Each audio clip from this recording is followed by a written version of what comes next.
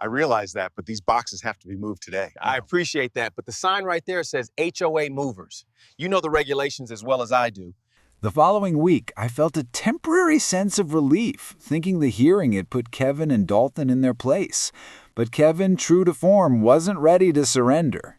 That morning, as I stepped outside to water some plants, I noticed a bright orange spray-painted line stretching across my driveway with the words HOA Control Zone scrawled in jagged letters.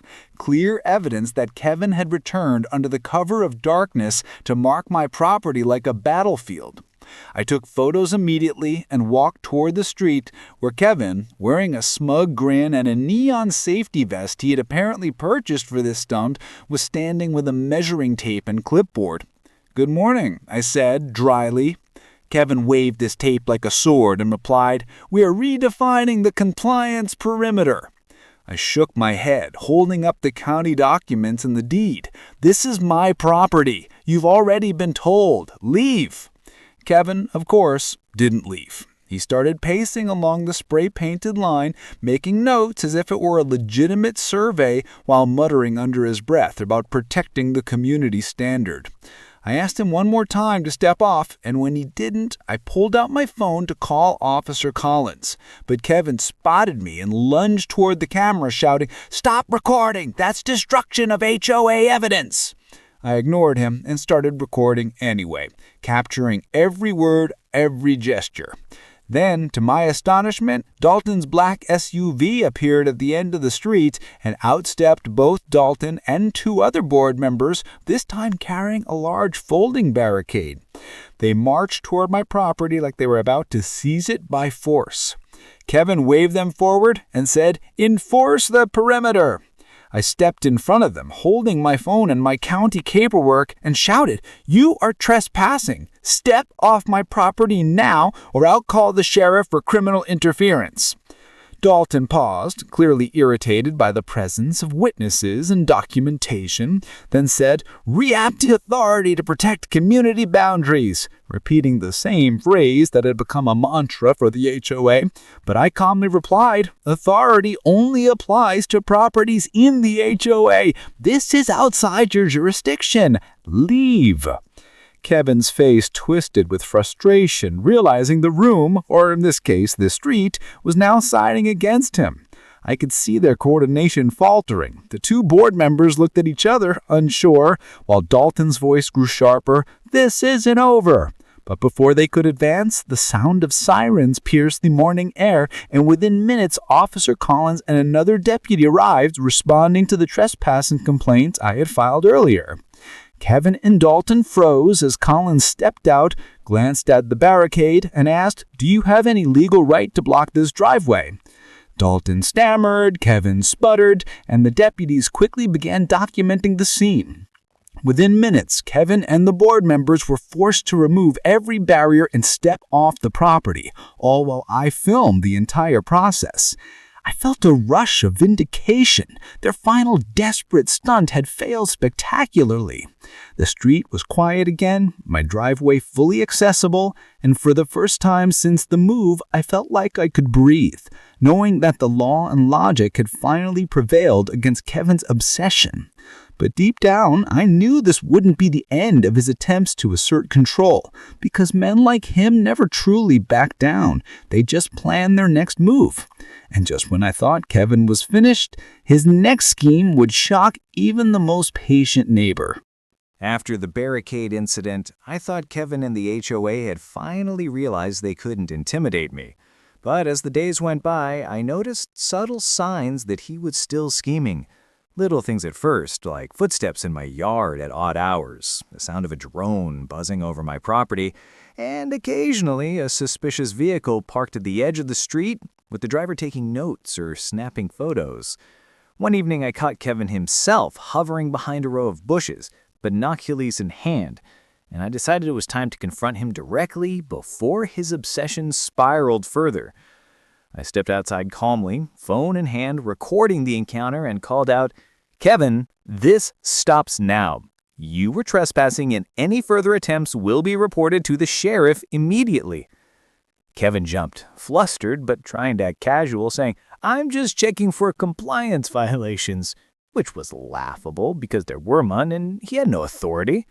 I calmly reminded him that all attempts to enforce HOA rules on my property were illegal and documented, including the previous barricade incident, and that Officer Collins had already been involved. Kevin's expression shifted from annoyance to irritation. He realized I was serious, and his usual theatrics couldn't intimidate me anymore.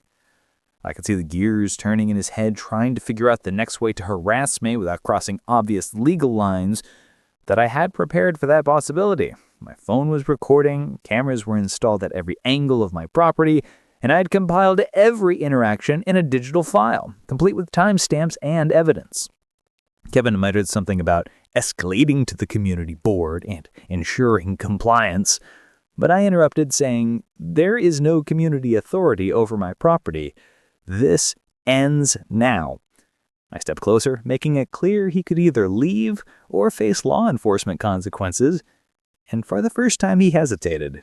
He shifted his weight and glanced nervously at the street, then backed away, grumbling under his breath, muttering about loopholes and legal gray areas that didn't exist. That night I reviewed all the footage and documents, feeling a sense of control I hadn't experienced since moving in.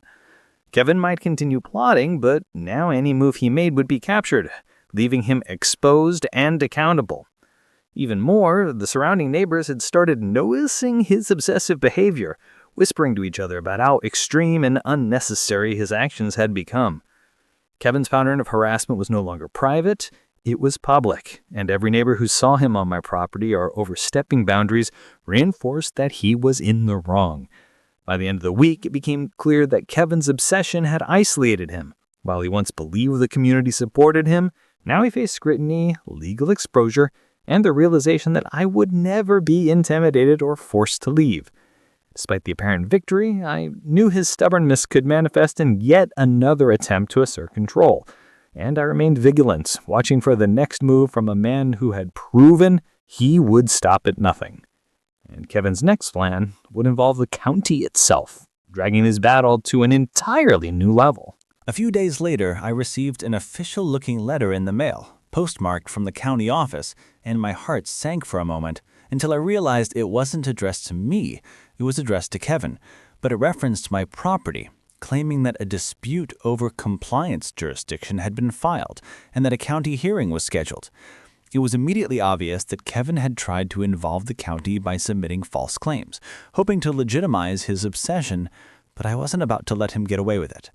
I called the county clerk, explained the situation, and asked for clarification.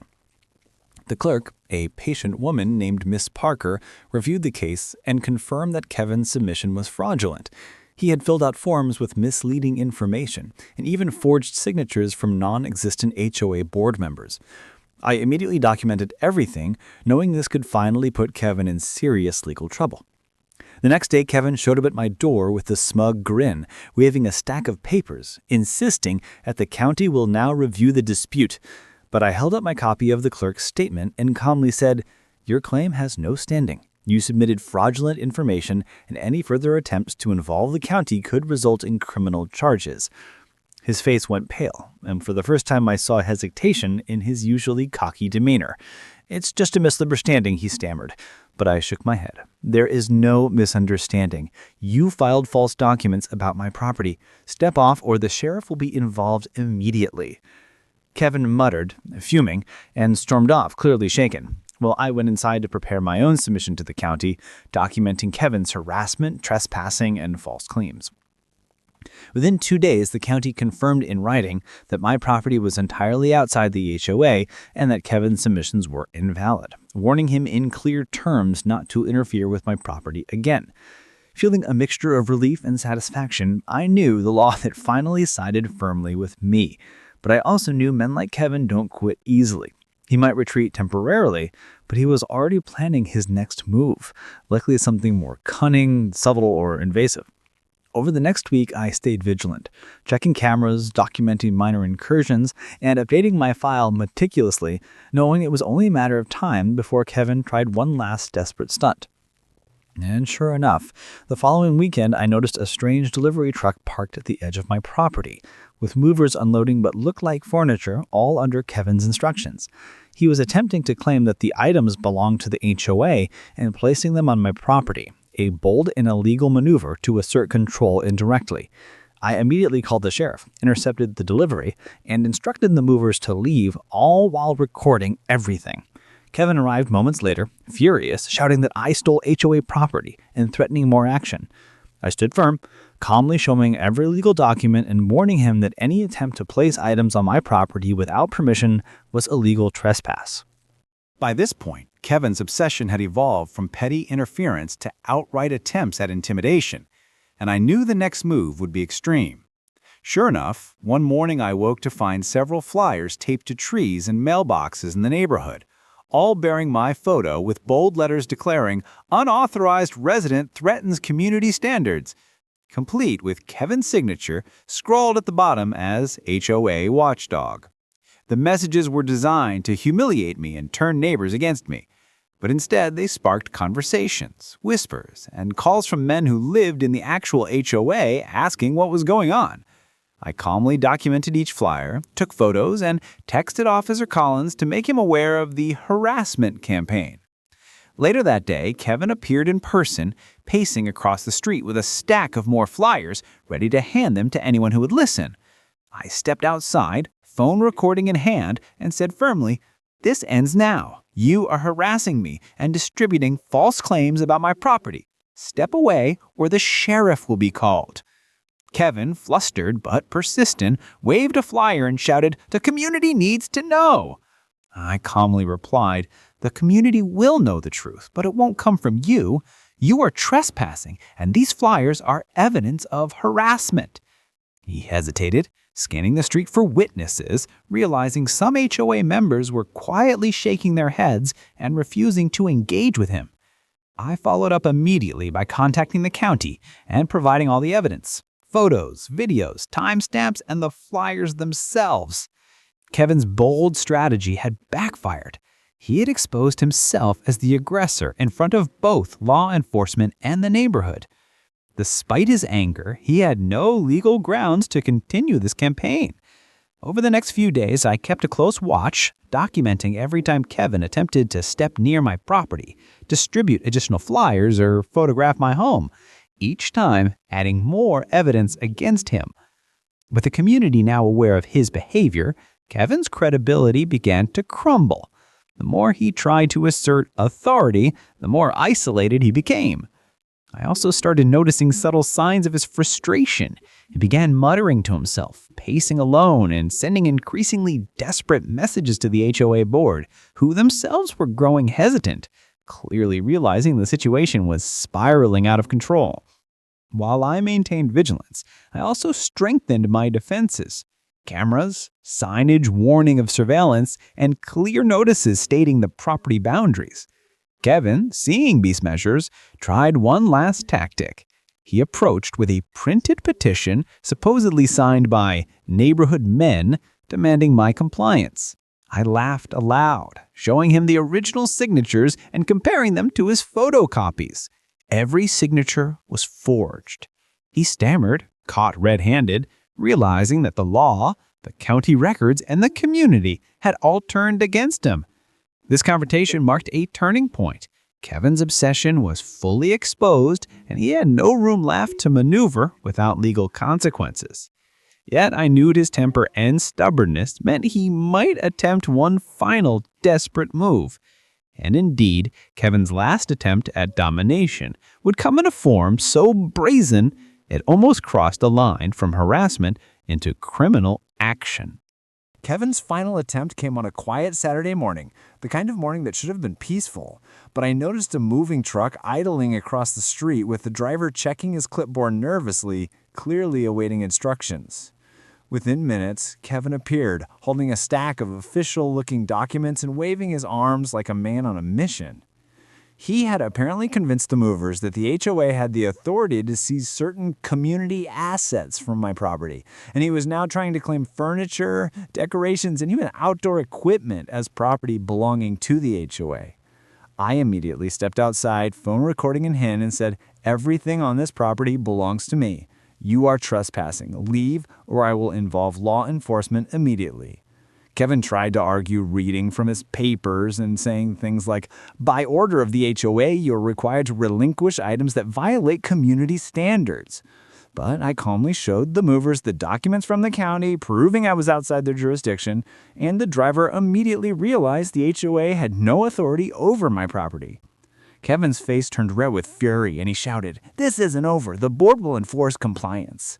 I raised my voice, firm and controlled. "Touch anything on my property again, and you will be arrested for trespassing and harassment. This is your final warning."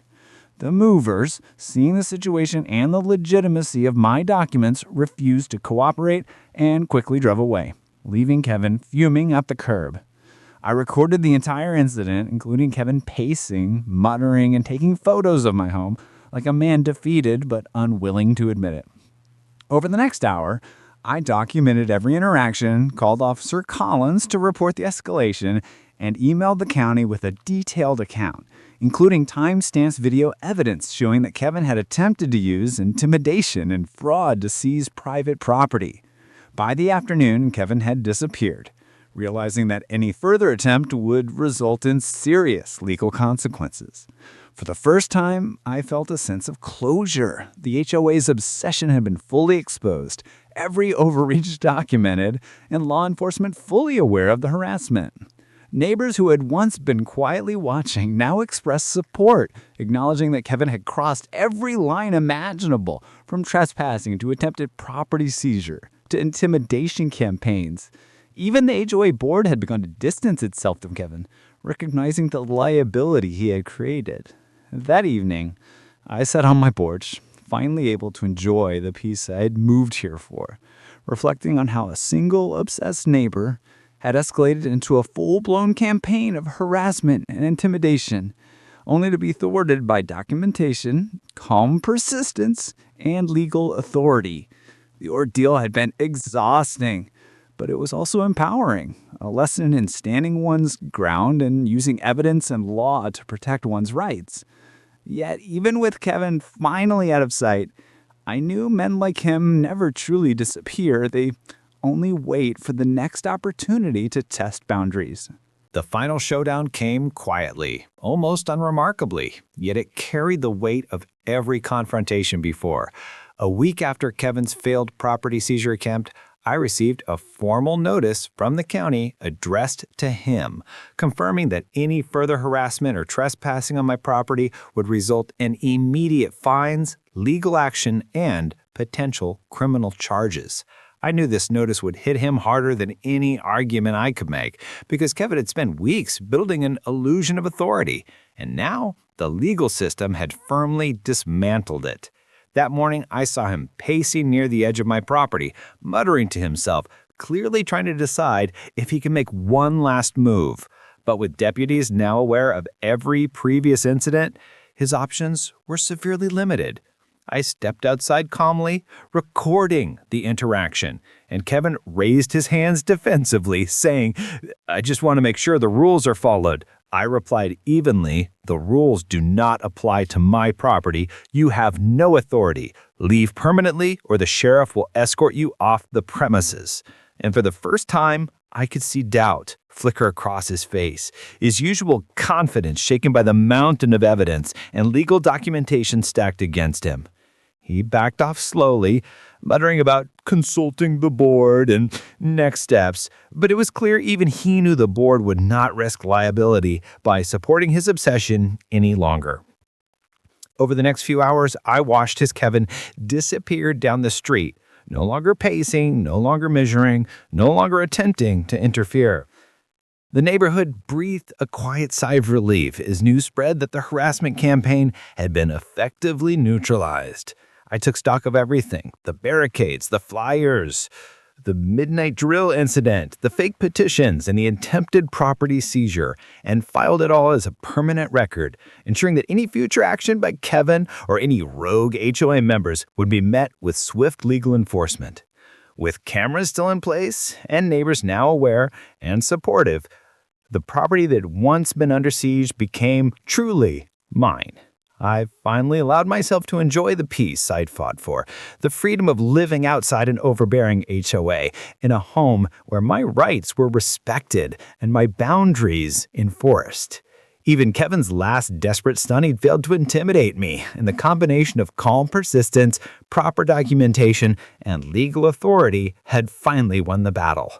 While men like him may never fully disappear, their influence is limited once exposed and held accountable. And in this case, Kevin had reached the end of the road. Sitting on my porch that evening, coffee in hand, I felt a satisfaction that came not from victory alone, but from standing firm, defending my home, and finally reclaiming the sense of safety and freedom that had drawn me to this property in the first place. The street was quiet, the neighbors were at ease, and I knew that the chapter of Kevin's obsession was truly closed for good. And while I could now live without fear of HOA overreach, I remained ever vigilant, ready for any future challenger who might mistake my calm for weakness.